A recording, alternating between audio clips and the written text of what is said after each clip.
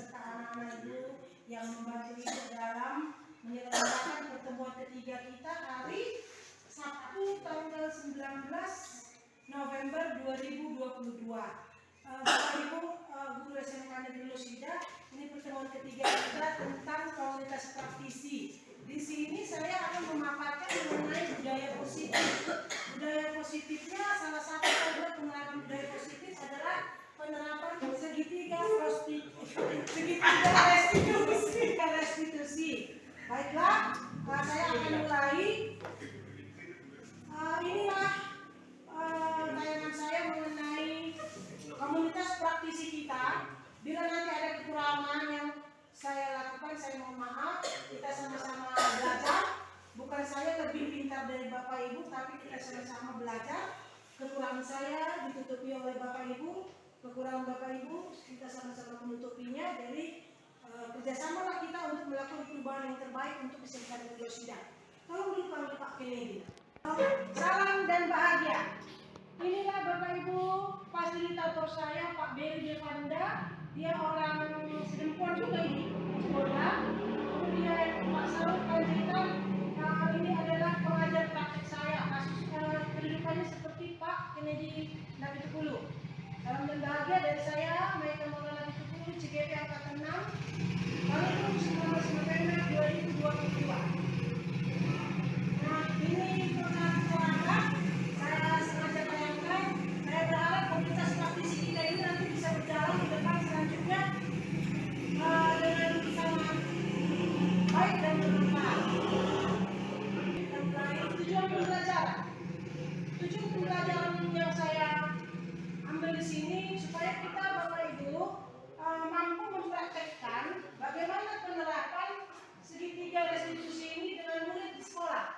Nanti akan saya tayangkan contohnya, contoh murid yang di SMK Sipoholon dengan contoh murid yang di SMK Losida. Nanti akan saya tayangkan di situ yang sudah saya lakukan dan memang ada efeknya, ada perubahannya, walau tidak drastis tapi pelan-pelan dia mengalami perubahan karakter yang menjadi positif. Nah, tujuan kedua menyusun skenario 2 kasus mengenai murid yang melanggar peraturan. Baru tujuan yang ketiga adalah Bapak Ibu diharapkan kita sama-sama bisa menerapkan praktek segitiga restitusi ini di sekolah kita. Jadi tujuan saya di sini Bapak Ibu mengimbaskan ilmu yang saya dapat, saya bagikan kepada Bapak Ibu. Itu tujuan pembelajaran kita. Nah, kita bahas dulu mengenai disiplin positif. Disiplin positif. Ini kita berasal saya lupa bawa ininya. Disiplin positif menurut William Glasser. Teori kontrol atau teori pilihan. Nah, Bapak William Glasser mengatakan ada 4 teori dari dia. Yang pertama, Bapak Ibu tidak bisa mengontrol orang lain. Yang bisa mengontrol orang lain adalah dirinya sendiri. Mau murid, mau orang tua, mau kekasih, mau pacar, mau siapapun tidak bisa kita kontrol. Itu menurut William Glasser. Anda tidak bisa mengontrol orang lain, hanya Anda yang bisa mengontrol diri Anda. Nah, itu teori kontrol menurut William Glasser. Yang kedua, semua perilaku atau semua kejahatan atau semua perbuatan tingkah laku yang dilakukan seseorang pasti punya tujuan. Ada tujuannya. Mau tujuannya negatif, mau tujuannya positif, tergantung orangnya. Itu menurut William Glasser. Yang berikutnya, menurut William Glasser, sebaiknya model berpikir kita itu adalah menang-menang, win-win solution. Kita usahakan itu ada di otak kita, win-win solution itu menang-menang. Untuk keberuntungan semua pihak, bukan untuk pihak sana keputusan itu. Untuk pihak ini, itu nggak boleh. Sebaiknya di sekolah ini, di SMK Losida ini, kalau bisa keputusan yang diambil oleh pimpinan, yang diambil oleh guru, atau yang diambil oleh stakeholder seluruh pendidikan di sini sebaiknya adalah keputusan menang-menang atau win-win solution. Kemudian realitas kebutuhan kita berbeda. Semua kita yang ada di sini, mau murid, mau guru, mau kepala, mau yang lain, kebutuhannya berbeda-beda. Saya butuh sandang pangan, dia butuh ilmu, dia butuh kasih sayang, dia butuh pengakuan, macam-macam. Itu menurut si William Glasser. Ya, dan realitas kebutuhan kita berbeda. Kita berusaha memahami pandangan orang lain tentang Anda. Ya, kita berusaha tidak lagi pandangan orang lain tentang diri kita. Kemudian setiap orang pasti memiliki gambaran yang berbeda. Sini Bapak Ibu, makna disiplin. Kalau kita tidak bisa mengontrol orang lain, maka makna disiplin di sini belajar kontrol diri dengan menggali potensi kita agar tetap mencapai tujuan mulia. Apa tujuan mulianya? Sesuatu menjadi seseorang yang kita inginkan, bukan diinginkan orang lain. Aku ingin seperti ini, bukan yang diinginkan orang lain yang kita lakukan. Be yourself, jadilah dirimu sendiri. Yang kita inginkan berdasarkan nilai-nilai yang kita hargai. Yang berikutnya Bapak Ibu, berdasarkan teori kontrol ini, maka teori kontrol diri ini dipengaruhi oleh dua motivasi. Ada motivasi yang dari internal, ada yang dari eksternal. Kalau internal itu dari anak itu sendiri atau dari individu itu sendiri. Tapi kalau eksternal itu motivasi yang datang dari luar. Bisa saja motivasi yang dari luar itu satu, kita hukum mana? Coba lihat. John, kau tak kerja tugas. Kalau kau tak kerja tugas, hukumannya begini. Mungkin dia karena takut hukuman. Akhirnya dia melakukan tugas bukan dari diri sendiri, tapi dari takut sama hukuman. Itu motivasi ekstrinsik. Yang kedua, untuk mendapatkan imbalan. Siapa yang mengerjakan tugas, ibu kasih nilai 9 atau 10 di rapor. Nah, itu rupanya ekstrinsik Bapak Ibu. Tidak bertahan lama. Sebaiknya yang kita gali adalah motivasi intrinsik yang itu untuk menghargai diri sendiri. Jadi Bapak Ibu harus berusaha menggali motivasi intrinsik anak itu. Tujuan utamanya anak itu bisa menghargai dirinya sendiri. Termasuk dari diri kita sendiri juga. Bagaimana saya supaya dihargai orang? Maka saya harus tingkatkan kualitas diri saya. Kualitas iman, kualitas tingkah laku, tutur kata semua. Nah, itu dari motivasi intrinsik supaya kita berbeda tampil dari yang lain. Yang berikutnya, motivasi intrinsik ini selain menghargai diri sendiri juga untuk menerapkan nilai-nilai kebajikan universal. Apa itu nilai kebajikan? Bertanggung jawab, baik, ramah, jujur, kreatif, dirahmati. 5 profil pelajar Pancasila itu sudah termasuk dari situ nilai-nilai kebajikan. Ini yang diharapkan anak-anak didapatkan anak-anak. Lalu yang berikutnya, kalau sudah kita kuasai nilai-nilai kebajikan, maka bisa kita buat keyakinan kelas. Keyakinan beda dengan peraturan kelas, beda dengan peraturan sekolah, beda. Keyakinan kelas ini biasanya anak-anak yang menciptakan bersama dengan gurunya. Jadi mereka yang membuat keyakinan kelas Bapak Ibu tidak perlu dibuat banyak-banyak, 5 paling banyak 7. Dan kalimat di keyakinan kelas tidak boleh gini, dilarang, tidak boleh dengan kalimat negatif, tetapi harus kalimat positif. Kalau membuat keyakinan kelas, apalagi Bapak Ibu buat kelas, contoh, dilarang absen. Sebaiknya hadir pada saat jam pelajaran, mulai dari awal sampai masuk keluar. Kemudian tidak boleh merokok. Itu nggak boleh. Itu kalimat negatif. Sebaiknya hargai kesehatan dirimu. Menghargai kesehatan diri. Itu sebaiknya keyakinan kelas ya Bapak Ibu. Bagaimana Pak Ade? Maka ada pertanyaan sampai sini. Pas, lanjut ya. Yang berikutnya Bapak Ibu, model berpikir menang-menang ini ada 5 posisi kontrol. Selama ini posisi kontrol kita dan diri saya sendiri adalah posisi kontrol 1 dan 2, yaitu penghukum dan pembuat murid merasa bersalah. Saya sering menghukum, saya sering membuat murid itu supaya merasa bersalah.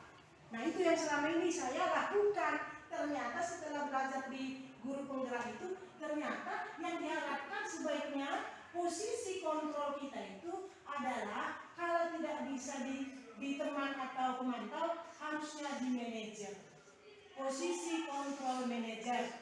Kenapa? Penghukum dan pembuat rasa bersalah dan posisi teman atau pemantau, teman. Banyak kita sebagai guru merasa membuat kayaknya hubungannya sama murid itu teman. Teman, bagaimana lah temannya? Dia kurang hormat kayak, gitu lah Pak, begitu Pak, oke Pak. Itu udah temannya. Kemudian memantau. Kapan dia cabut, kapan dia absen, kapan nggak dibawa. Itu pemantau lah itu Bapak Ibu ya. Jadi yang 1, 2, 3, 4 itu hanya menciptakan motivasi ekstrinsik pada anak. Tetapi kalau posisi control manager, ya, ini yang diharapkan membentuk motivasi intrinsik dari dalam diri anak itu sendiri. Nah, bagaimana teori control manager? Inilah nanti yang saya jelaskan bisa diterapkan dengan segitiga restitusi, bukan segitiga prostitusi seperti yang dibilang Pak PH. Pak PH ya, kan saya sempat salah ucap segitiga prostitusi, tapi namanya segitiga restitusi. Apa langkah-langkah segitiga restitusi itu, Ibu, Bapak Ibu? Yang pertama, panggil anaknya. Contoh, sini, contoh, duduk. Misalnya ini si Daud, biasanya si Daud belum saya restitusi. Ini kelas beresin. Yang pertama, anak yang melakukan pelanggaran indisipliner, tidak boleh ikut. Saya selama itu begini, Bapak Ibu. Ternyata salah Bapak Ibu. Yang pertama, stabilkan dulu identitas dia. Siapa namanya? Abdi. Semua orang, misalnya dia cabut. Semua orang anakku pernah cabut. Bapak juga, tapi duduknya berhadapan. Eye contact ya. Ibu juga pernah melakukan kesalahan cabut. Stabilkan dulu identitasnya. Semua orang pernah cabut.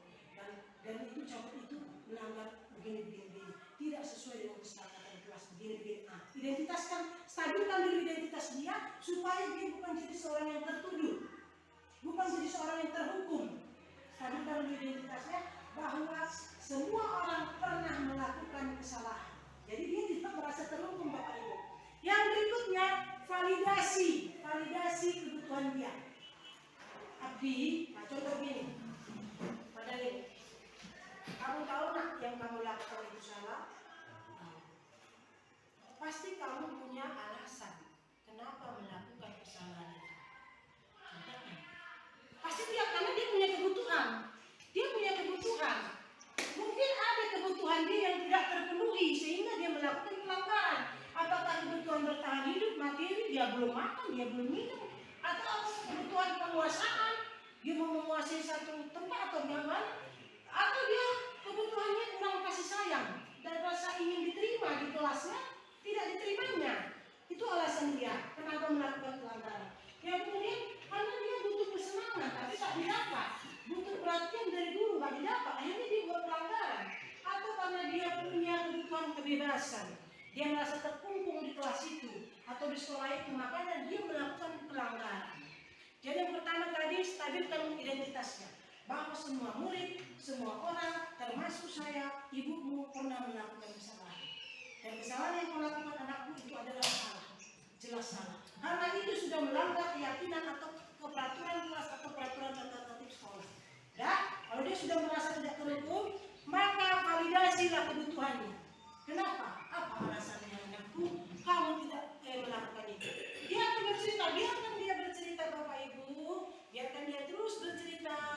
Nanti setelah kita tahu bahwa yang kebutuhan dia apa yang akan melakukan itu, maka tanyakan keyakinan.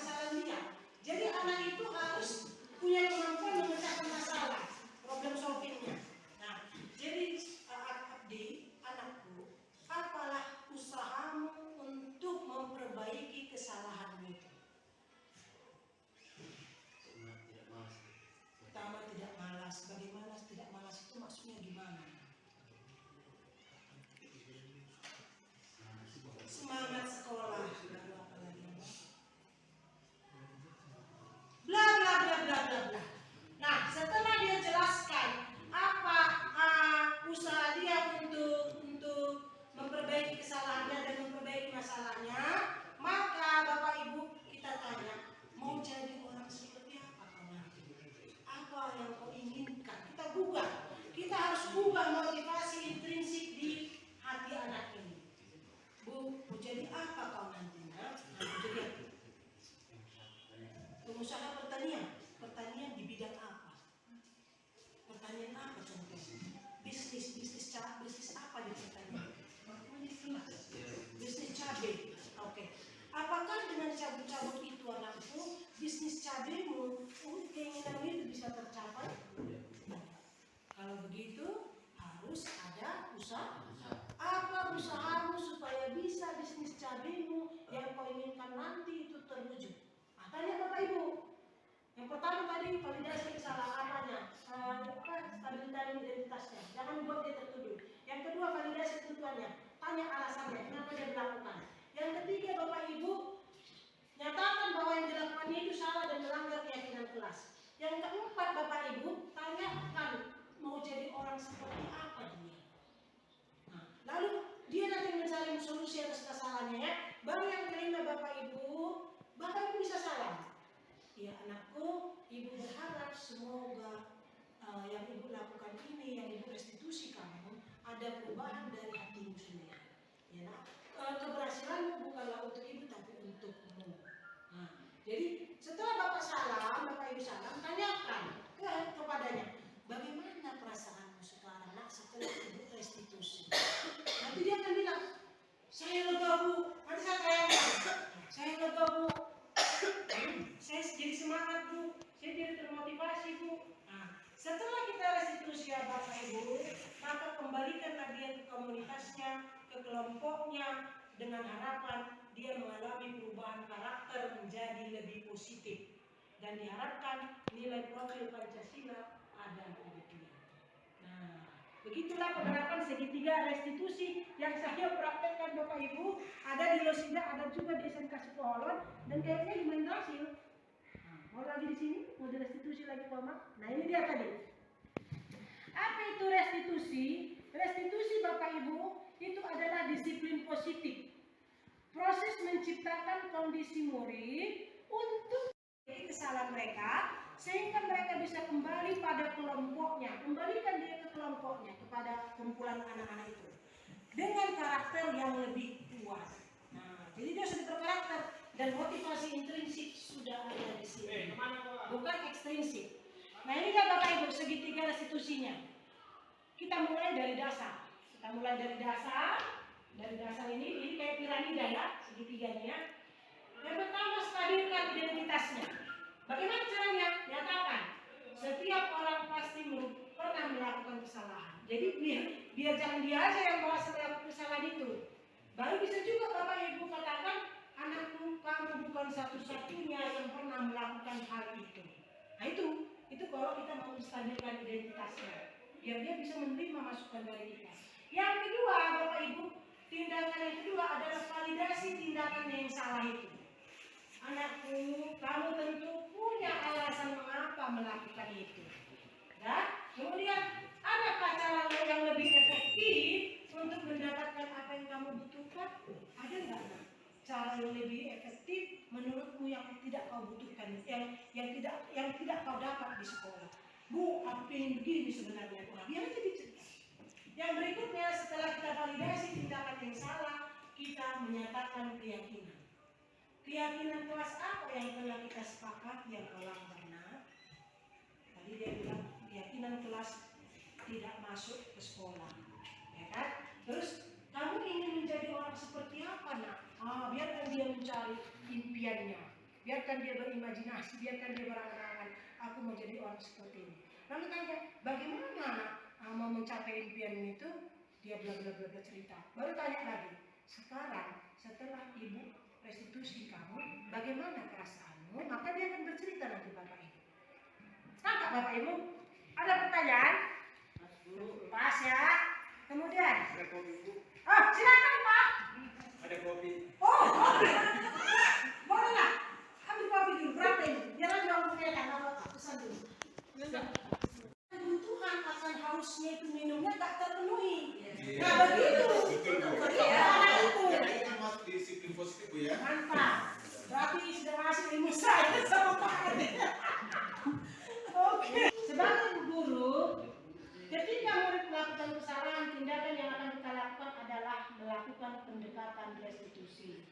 Bila murid berbuat salah, guru menanggapi dengan mengajak murid berefleksi. Coba Bu MS nanti panggil si Daudnya.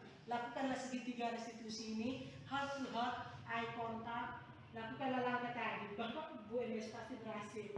Tidak spontan perubahan, tapi step by step, perlahan dia akan menuju karakter yang lebih kuat. Kemudian, bila murid berbuat salah, guru menanggapi dengan mengajak murid berefleksi tentang apa yang dapat mereka lakukan untuk memperbaiki kesalahan, sehingga mereka menjadi pribadi yang lebih baik dan menghargai dirinya sendiri. Pendekatan restitusi tidak hanya menguntungkan korban. Korban contohnya berantem, ya temannya, tetapi juga menguntungkan orang yang telah berbuat salah. Jadi misalnya ada berantem itu dua pihak tuh, anak sama, bukan hanya menguntungkan korban, tapi juga menguntungkan si anak yang berbuat salah. Ini beliau dalam kita anak semua belajar. Restitusi sesuai dengan prinsip teori kontrol yang belajar tentang solusi yang benar. Nggak apa-apa, itu aku tanggung jawab nanti sama Pak. Iya. Oke. Nah ini dia penghukuman. Hukuman ini membuat murid identitasnya gagal. Tapi kalau konsekuensi dengan restitusi membuat identitas murid itu bisa menjadi sukses. Jadi kita selama ini di sini. Saya jujur saya lebih sering di sini. Nah, hukuman itu adalah sesuatu yang menyakitkan bagi anak-anak. Sesuatu yang menyakitkan harus terjadi bagi anak-anak. Yang berikut, dia tidak nyaman untuk jangka panjang. Muridnya tidak nyaman, akan jadi dendam. Mungkin dia akan membeskan ban kereta kita. Mungkin dia akan tunggu kita di mana. Nah, tuh, kalau kita menghukum. Yang berikutnya, korban mendapatkan keadilan. Maksudnya, lawan dia itu pasti kita bela. Anaknya itu kita hukum. Lawannya dapat keadilan. Nah, gitu. Kemudian, anak akan tersakiti, sakit, dendam, kecewa. Lalu perilaku anaknya dari pasif menjadi agresif, meningkat. Tapi agresif meningkatnya ke arah negatif, bukan ke arah positif. Lalu sistem tidak akan berjalan bila murid tidak takut. Sana, harus sini. Ya. Kemudian berlaku hanya pada sebuah institusi, tidak berlanjut pada kehidupan nyata. Jadi kata-katanya peraturannya adalah begini-begini, kamu harus begini-begini. Nah, itu sering hukuman. Lalu murid akan membenci peraturan itu. Maka ini adalah pengaruhnya anaknya menjadi pengaruh negatif kalau kita menghukum. Sedangkan konsekuensi sesuatu yang harus terjadi karena anak melanggar. Itulah konsekuensi sesuatu yang harus terjadi. Dia tidak nyaman untuk jangka waktu pendek. Anaknya nggak nyaman. Konsekuensi apa yang dilakukan atau apa konsekuensi dari pelanggaran yang dia lakukan. Ini konsekuensi biasanya dibuat bersama ini Bapak Ibu. Tapi kalau ini guru yang membuat hukumannya. Kalau ini anak-anak di kelas itu yang membuat konsekuensinya, kesepakatan. Kemudian tidak nyaman jangka panjang, korban diabaikan. Sesuai dengan konsekuensi sesuai dari kelas. Yang berikutnya penguatan hanya bertahan dalam jangka waktu pendek. Memerlukan monitoring dan supervisi. Mata kita terus memantau. Kita jadinya teori kontrol pemantau. Bapak Ibu jadi pemantau kapan melakukan kesalahan, kapan berbuat curang di diri. Kemudian membantu penerapan mengikuti peraturan dalam masyarakat. Nah, konsekuensi kalimatnya biasanya apa peraturannya? Nah, mampukah kamu melakukannya? Terima kasih ya. Nah, itu biasanya kalimat. Kemudian anak mengikuti atau menghormati peraturan, tapi pribadi dia anak itu jadi bersikap netral, tidak negatif, tidak positif, tapi ya netral saja mengikuti peraturan. Masuk ke restitusi. Restitusi itu merupakan pilihan. Anak yang memilih, anak yang mencari solusi, anak yang menyatakan dia salah, anak yang menyatakan dia bergabung. Nah, ini restitusi itu pilihan. Lalu kemudian menguatkan murid untuk dalam jangka waktu panjang. Kenapa dalam jangka waktu panjang? Karena motivasi internal yang ada dari dirinya sendiri. Dia yang menentukan, dia yang mengontrol dirinya. Bukan Bapak Ibu yang mengontrol sampai kapanpun tak berubah itu kalau kita mengontrol dirinya. Ya? Lalu korban mendapatkan ganti. Ya, lawan anak itu mendapatkan ganti. Mengganti dia sendiri, bukan sekolah. Anak yang bersalah itu yang mengganti apa yang dilakukannya kepada korban. Jadi enak dapat ganti. Murid atau anak mendapatkan penguatan, ya, penguatan karakter. Kemudian masalah terpecahkan. Masalah terpecahkan karena anak itu sendiri yang mencari solusi. Lalu murid belajar bertanggung jawab atas perilakunya. Lalu fokus pada pemecahan masalah. Ya, bukan pada cari masalah, tapi pada pemecahan masalah fokusnya. Kemudian yang kita tanya, apa yang kamu yakini? Anakku, apa yang bisa kamu lakukan untuk memperbaiki masalah ini? Kemudian murid atau anak menghormati dirinya sendiri dan orang lain. Jadi diharapkan dari restitusi anak itu perubahan karakternya, disiplin positifnya menjadi positif. Itu beda hukuman, konsekuensi dan restitusi. Nah, ini di SMK Sipolon, ini 3 anak tidak berani pimpin 2. Ini karena makan permen, nggak mau dia itu. Ini karena karena grogi, takut. Yang ini justru karena nggak mampu berdua, nggak tahu cara berdua. Nah, nanti Bapak Ibu terserah mana yang mau saya tayangkan.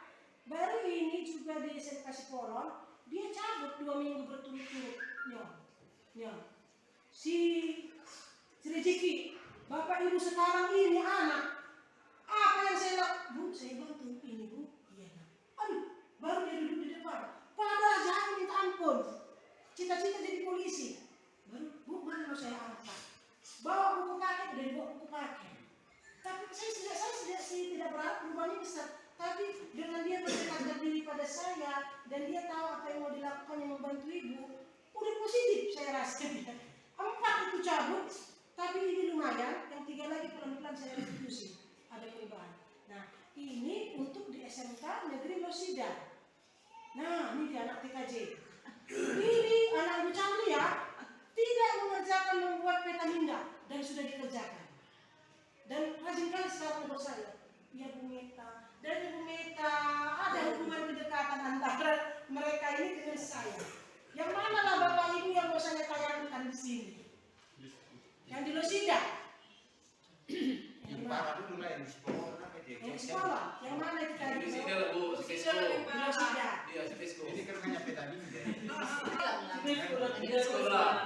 Di sekolah. Nah, saya berharap Bapak Ibu yang mempraktekkannya, wali kelas bukan saya. Makanya saya mengirim bahasa. Yang lebih apa Pak? Miskin jawab dulu. Iya, ada cabut. Ini. Sebatas tugas masih bisa lah ya. Ini dari cabut 2 kali. Ah itu dari situ. Dan dia tidak pernah lagi cabut. Apalagi kelasnya. Bu, apalagi kelasnya Pak Vega. Aduh, sekali. Iya lah, ATP ya lah. Kenapa? Cabut. Pas-pas Niko, bisa nggak suaranya kalau ke sini? Dia cabut karena main game Free Fire. Free Fire. 3 jam dari jam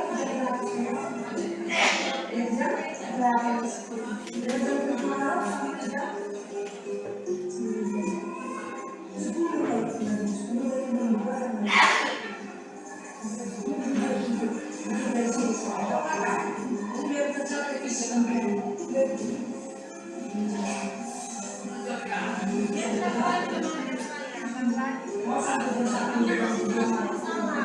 Dari mau besar sampai rumah.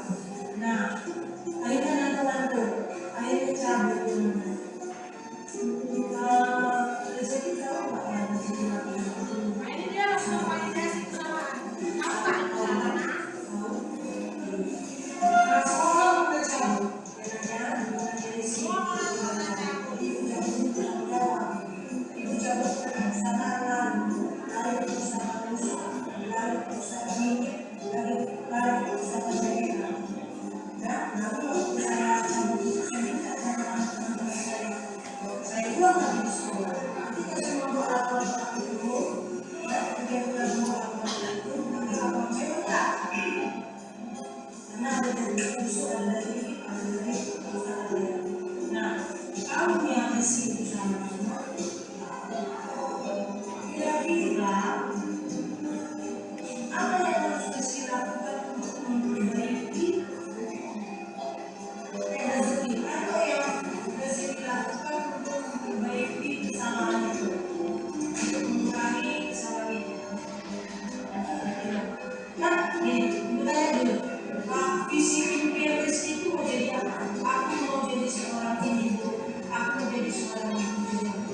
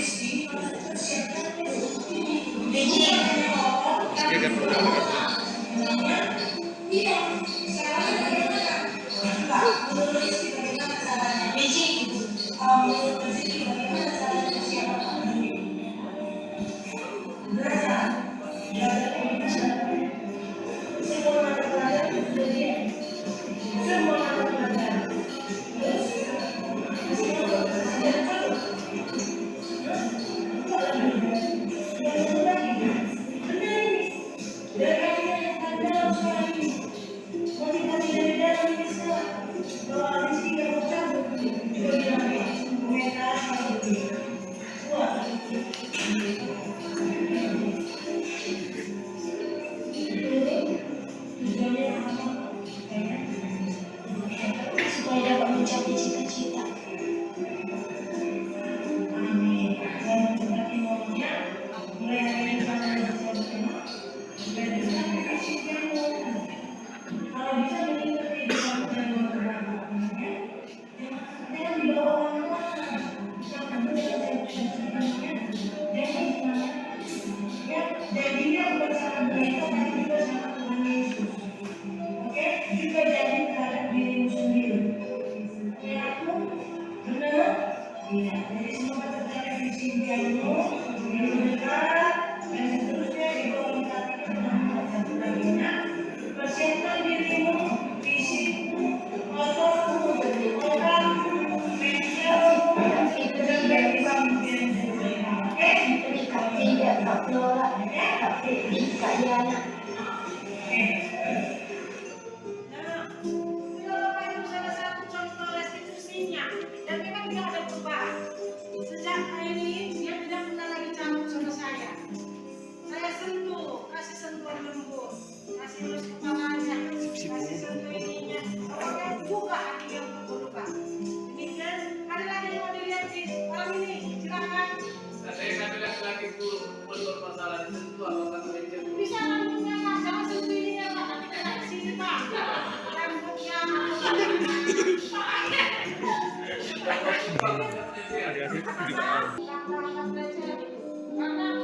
orang tua itu menyentuh kepala anaknya, itu menandakan kita sayang peduli sama anaknya. Kalau dia laki-laki kan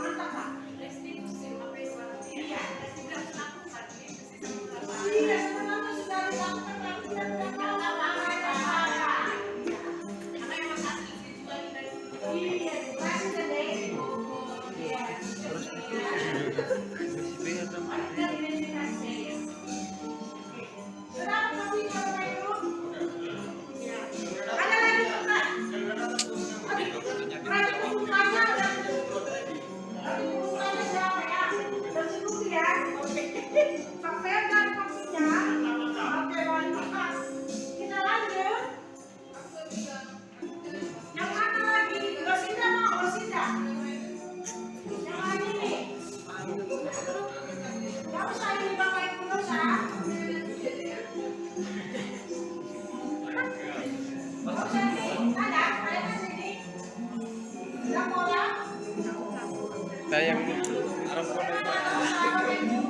tayang Masuk lagi. Oke.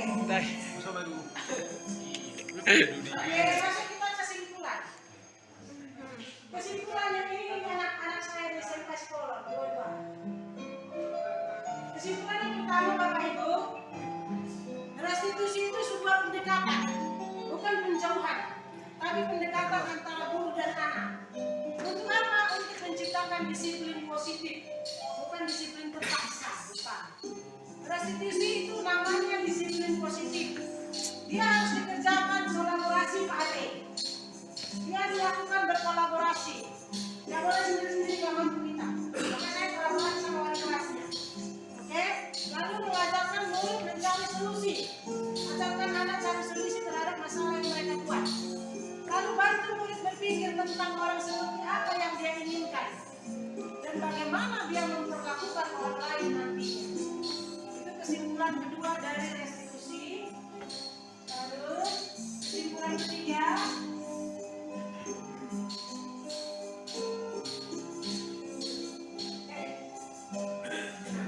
nah ini anak saya di Rosida. Kesimpulan yang ketiga, kelebihan restitusi. Kelebihan yang pertama, bukan menebus kesalahan, tapi belajar dari kesalahan. Bukan menebus kesalahan, tapi belajar dari kesalahan. Dia memperbaiki hubungan antara kita dengan murid, antara murid dengan murid, antara murid dengan orang tua, antara ini juga bisa kita lakukan di rumah loh Bapak Ibu sama kita. Contoh bagusnya jadi sama anak dulu diterapkan. Lalu dia berupa tawaran, bukan paksaan sama anak-anak. Kemudian kita bersifat menuntut, bukan menuntut, tapi menuntun anak untuk melihat ke dalam dirinya, motivasi internal. Lalu kita mencari kebutuhan dasar. Apa kebutuhan dasar yang tidak terpenuhi sehingga itu diperhatikan. Kita mencari kebutuhan dasar apa yang tidak terpenuhi sehingga mendasari anak itu melakukan tindakan. Yang kelima, restitusi ini adalah cara yang paling baik mengevaluasi diri sendiri. Yang keenam, dia fokus pada karakter, bukan tindakan. Yang mau dirubah karakternya. Kalau dia berubah karakter, dia pasti tidak berubah. Kemudian dia bersifat menguatkan, menyadari apa yang bisa murid ubah, dan murid benar-benar mengubahnya. Yang berikutnya, salah ketik ini ya Bapak Ibu, kelebihan restitusi, fokus pada solusi. Bukan fokus pada kesalahan, tapi fokus pada solusi permasalahan. Yang berikutnya, 9, mengembalikan murid yang berbuat salah pada kelompoknya dengan karakter yang lebih kuat. Demikianlah pertemuan komunitas kita hari ini. Bapak Ibu, oh ya, ada pertanyaan lagi? Di situ tadi ada di kesimpulan ada masalah disiplin positif. Ya. Tapi disiplin positif itu artinya sekarang juga dengan para siswa terhadap apa yang diinginkan tidak masuk proses. Apa yang diinginkannya? Ya, jadi nama lain disiplin positif adalah restitusi.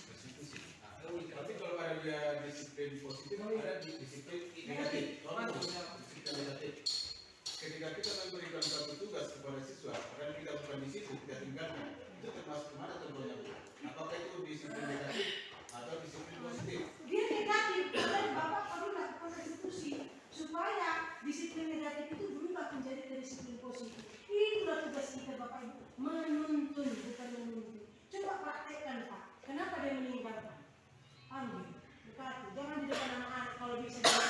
Bukan gurunya yang meninggalkan dokter. Oh jangan, nggak boleh guru. Karena seperti ini bukan, memang kelihatan memang kita rasakan di sekarang. Terkadang kita kasih tugas siswa, gurunya kan tidak ada di dalam. Nah, apakah itu masuk ke disiplin positif atau ke mana? Negatif Pak. Iya. Padahal di situ kan tidak ada disiplin negatif. Iya. Disiplin negatif itu Pak biasanya ke hukuman. Hukuman Nah, iya. Jadi jangan kita lakukan. Sebaiknya Pak, usahakan tidak menerapkan hukuman dan konsekuensi. Yang Bapak lakukan harus menentukan motivasi internal. Kalau semua nanti ada ini mungkin motivasi internal lagi Bapak tidak ada lagi hukuman atau konsekuensi. Itu. Jadi maksudnya gini Pak, semua kita harus menghamba pada murid. Bapak Ibu, kita harus menghamba pada murid. Bukan berarti kita menyembah murid, bukan. Maksudnya semua yang kita lakukan, pembelajaran yang kita lakukan harus untuk memenuhi kebutuhan murid. Bukan kebutuhan kita, tapi semua yang Bapak Ibu lakukan itu artinya berhamba pada murid. Semua yang kita lakukan harus untuk memenuhi kebutuhan murid. Pembelajaran yang kita lakukan untuk memenuhi kebutuhan murid. Apa yang mereka butuhkan. Nah, cara belajar itu harus dirubah. Pakai teknik mengajar macam-macam Bapak Ibu. Metode banyak. Bosan mereka begini atau begini Bapak Ibu. Saya lagi praktek ini ya Pak. Nanti mulai dari POC dengan stop. Misalnya gini, kita udah mengajar 2 jam atau 1 jam. Tiba-tiba di tengah-tengah jam saja di 30 menit anak udah mulai ngantuk, udah mulai bosan. Bapak Ibu bisa melakukan apa? Pembelajaran berkesadaran penuh, mindfulness. Lakukan langkah stop. Apa itu stop? STOP. S-nya itu Bapak Ibu stop. Itu udah mulai nih, kan? Nah, lakukan stop. Marah. Anak-anak udah mulai apa? Kenapa begini stop? Tahan emosi. Ya, kita lakukan makan S-nya itu baru T-nya. T-nya itu apa ya? Dulu pasanya baru nanti mau dipresentasikan. T-nya treatment. Ayo anak-anak berdiri. Apa itu? Take a deep breath. Makan menulis pandang. Take a deep breath. Ambil nafas. Ayo berdiri. Baru Bapak itu lakukan yang senang. Berdiri, duduk dengan nanti saya itu tahap kedua lah saya bayangkan ya. Duduk, kasih kursi yang mulia, tutup matanya, tegakkan badannya, jari-jarinya letakkan di paha. Begitu Bapak Ibu. Bayangkan di sekitar diri kita hipnotis. Berapa menit? Udah? Nanti udah balik. Udah sudah lagi, lanjut lagi materi. Itu ada. Nanti tuh kalau bisa di tahap berikutnya saya tayangkan Bapak Ibu ya. Nah itu bisa dilakukan. Atau bisa juga Kak dengan musik. Udah bosan dengan anak-anak. Wah, begini. Itu tayangkan ya. Lagu Richard Marx ya. Wow. Dengarkan tuh. Oke, sekarang kita dengar musik. Saya tayangkan lagu Richard Marx. Seperti nonton aja, oke? Dan akhirnya mereka kembali siap mencerna pelajaran. Cerita lagi, cerita pokok. Iya, memang itu. Iya, memang begitu Bu. Jangan terus dipaksa belajar.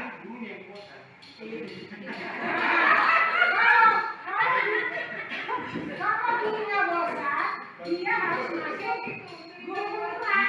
Kalau gurunya bosan, dia harus masuk guru penggerak. Yakin Bapak Ibu nanti saya membantu tugasnya. Saya ajarin. Saya berharap semua guru bersedia. Dan bapak-bapak yang ketiga kali saya guna wajib masuk guru penggerak. Saya bantu nanti ya. Tugasnya banyak di sini. Nah, kalau guru yang bosan, Bapak Ibu harus masuk guru penggerak. Saya bosan.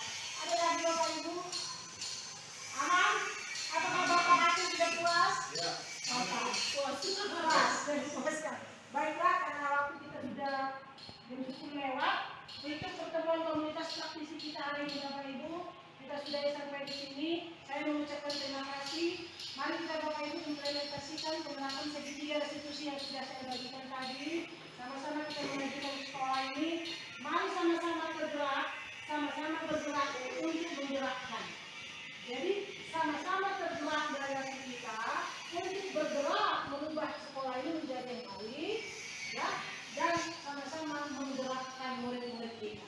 Jangan tunggu orang lain berubah, tetapi lakukanlah dari diri Bapak Ibu sendiri untuk melakukan perubahan.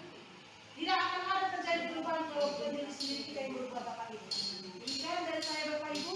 Mohon maaf atas kesalahan yang saya lakukan dan kekurangan yang saya lakukan. Mari kita sama-sama benahi SMK ini bahu membahu. Ego kita buangkan setengah lagi kita bersatu. Demikian.